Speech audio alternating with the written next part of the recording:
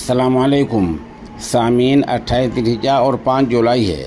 ख़बर का उन्वान है हाथरस मामला, भोले बाबा ख़िलाफ़ कोई एक्शन नहीं है।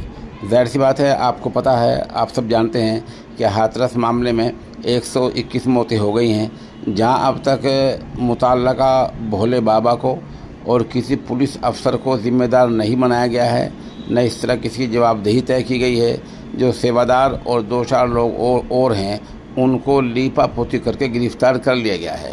अब बताया ऐसा जा रहा है कि जो भोले बाबा हैं, उनका पसमानदा तबक़ात में जो दबे कुचले लोग हैं, बहुत ज़्यादा असर है, तो वोट ख़राब ना हो जाए, इसलिए उनके ख़िलाफ़ कोई कार्रवाई, सीधी कार्रवाई करने से गुरेज किया जा रहा है, बचा जा रहा है कि पुलिस को बाबा के ख़िलाफ़ कोई पुराना मामला भी नहीं मिल रहा है। हालांकि कई मीडिया हाउस ने पुराने मामले छापे हैं। ख़ास तौर पर 2000 में एक मामला था जिसमें इसी भोले बाबा ने एक मुर्दा लड़की को ज़िंदा करने का दावा किया था, शमशान घाट पर अपने श्रद्धालुओं से हंगामा कराया था, और तब इसके ख़िलाफ़ और इसके कुछ लोगों के ख़िलाफ़ मुकदमा भी दर्ज हुआ था।